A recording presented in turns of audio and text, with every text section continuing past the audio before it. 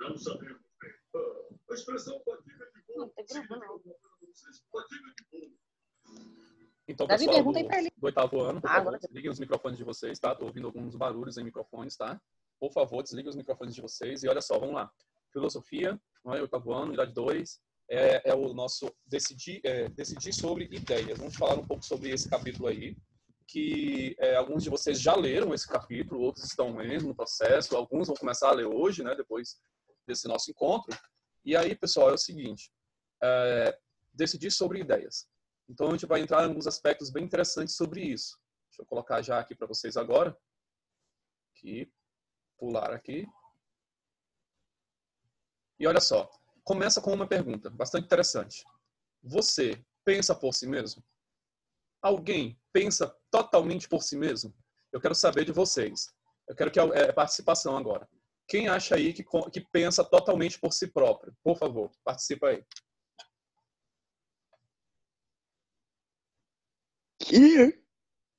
Pensar por si próprio, sem interferência de ninguém.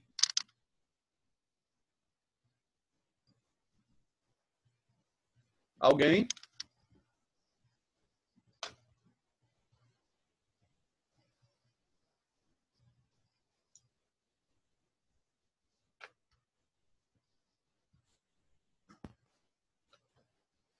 Bruno, do oitavo C.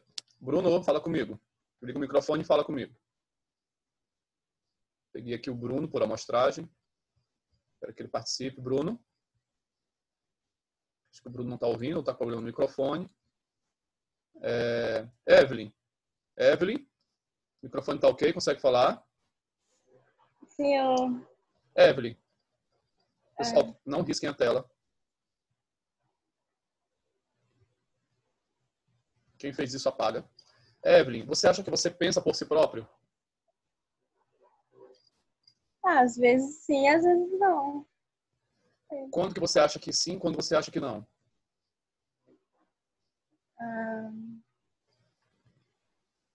Sei lá.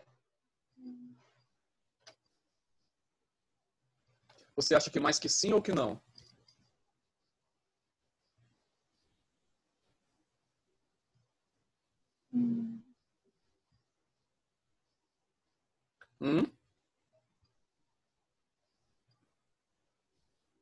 Deixa eu ajudar você e os outros. Fala. Não, pode falar. Pode falar você primeiro. Não, pode falar à vontade. Geralmente, pessoal, nessa fase da vida que vocês estão, com a idade que vocês têm, é muito difícil para vocês essa capacidade ainda de pensar por si próprio.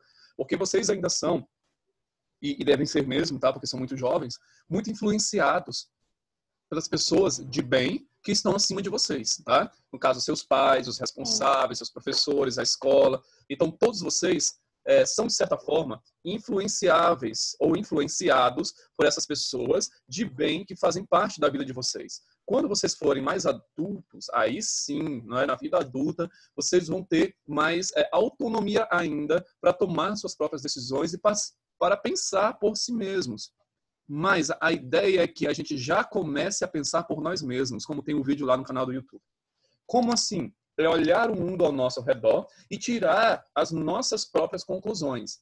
Porém, lembre-se, sempre conclusões pautadas na moral, na ética, nos valores familiares que vocês recebem dos pais de vocês, sempre pautado nos caminhos do bem, tá bom? Sempre. Mas a ideia é pensar por si mesmo, tomar as ideias por si mesmo, analisar o mundo ao redor, ver, por exemplo, a situação que está acontecendo e tirar as conclusões. Ver o que você acha. Você acha, por exemplo, nessa pandemia, que é o ideal ficar todo mundo em casa ou que todo mundo tem que trabalhar protegido? É você ter a capacidade de pensar essas coisas e ver qual é a sua opinião sobre os eventos que acontecem no mundo. Volto a repetir. Claro que sempre seguindo os caminhos do bem, a orientação dos pais de vocês, não é? Os caminhos éticos e morais. E aí o texto de vocês, nessa segunda apostila, ele também vem tratar, olha aí ó, na tela de vocês, sobre diálogos e liberdade. Nós temos a liberdade para dialogar uns com os outros. E a partir desse diálogo, nós tiramos novas conclusões. Por exemplo, ainda falando sobre a pandemia, não é? É o exemplo mais próximo que eu acho que eu posso dar para vocês. Você digamos, que seja totalmente favorável ao amplo isolamento social. Todavia, você vai conversar com um grupo de pessoas ou com algumas pessoas, ou você está num grupo conversando, até na sala de aula, e se depara com pessoas ali que têm uma ideia diferente da sua e que vão dialogar com você sobre isso. Vão dialogar, aí alguns vão ficar defendendo o isolamento social amplo e outros vão defender aí a flexibilização desse isolamento, né, que as pessoas voltem a trabalhar e etc. Então, esses diálogos, eles existem já faz muito tempo. Esses diálogos, inclusive, de coisas contrárias, existem há muito tempo. Olha aí, ó, que é o próximo slide. Esses diálogos existem desde a Grécia Antiga. Sócrates, ele foi um dos primeiros filósofos gregos a fazer isso. Não é? A ir para as praças públicas, em Atenas, na Grécia, e ir lá discutir as suas ideias. Falar, ouvir, questionar, indagar, não é? E perceba aí na imagem que Sócrates não fazia isso sozinho, gente. Ele fazia isso sempre com um grupo de pessoas. Analisa essa imagem. Você acha que todo mundo que está aí ao redor de Sócrates, Sócrates é esse de vermelho que está com a mão levantada, está no centro da imagem, você acha que todo mundo aí que está aí ouvindo Sócrates concorda com ele? Claro que não, né, gente? Não. Claro que não. Não dá para concordar com ele. Na sala de aula, quando você tem uma opinião, todo mundo concorda com a sua opinião? Não. Não.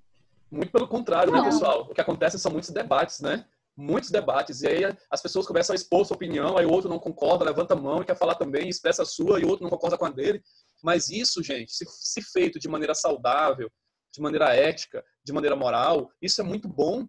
Porque a gente vai também percebendo que não existe no mundo apenas a nossa opinião, a nossa forma de pensar e organizar as ideias. Aí a gente acaba conversando com os outros e daqui a pouco surge uma nova ideia, diferente daquela que nós tínhamos. Que é o que eu queria mostrar para vocês aqui, ó, no slide 5. Um filósofo, né, mais aí no século XVIII, chamado Hegel, aponta que toda ideia, que é ele chama de teses, deixa eu colocar aqui um lápis para riscar para vocês. Aqui, ó. Hegel vai apontar que toda ideia, que ele vai chamar de teses, então o que é a tese? É a ideia, né? Segundo Hegel. Hegel vai dizer que toda ideia, ou seja, teses, pode ser contestada através de uma ideia contrária. Essa ideia contrária é a antítese.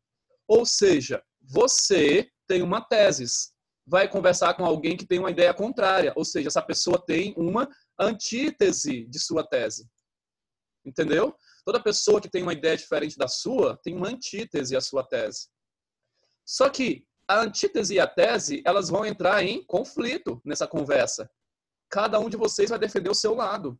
Uns vão defender a sua tese e outros vão defender a antítese, que é uma ideia contrária a essa tese.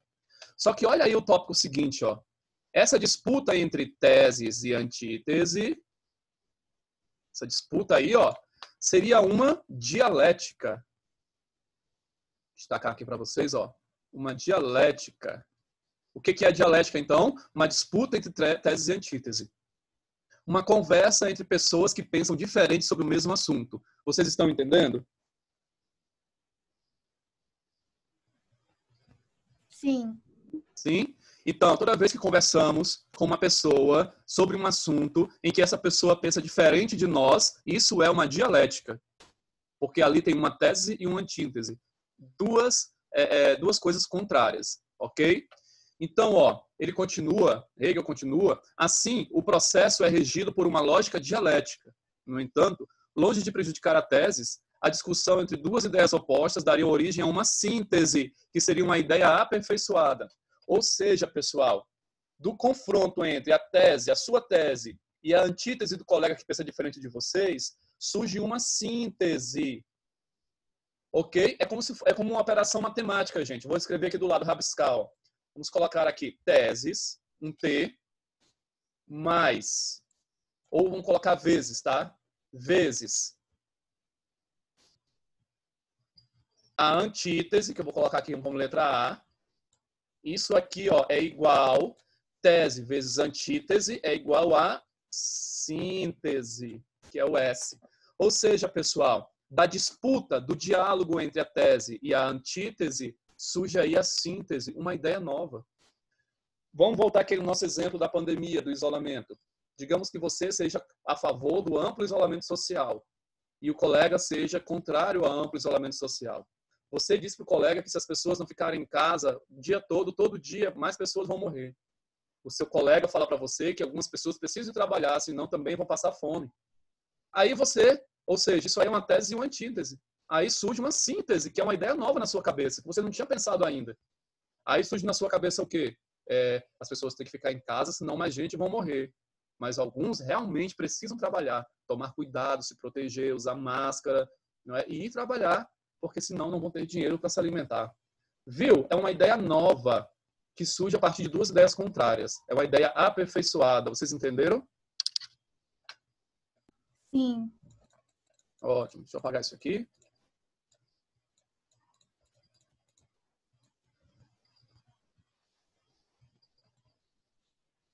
Ou seja, para Hegel, o método dialético, pessoal, proposto inclui a noção de movimento, de progresso, de chegar a um resultado entre o conflito dos opostos. O conflito dos opostos gera um resultado, que é a síntese. Esse último slide aí, ó, estamos vendo que, principalmente no século 17 e 18, vários filósofos se dedicaram, se esforçaram para que nós tivéssemos essa liberdade de pensamento e de expressão. Principalmente os filósofos do iluminismo, como, por exemplo, aí, ó, Rousseau e Voltaire, defendiam ardentemente a liberdade. O Voltaire, por exemplo, vai dizer que ele pode não concordar com nada do que você diz, mas ele vai defender até a morte ter o direito de dizer o que você pensa.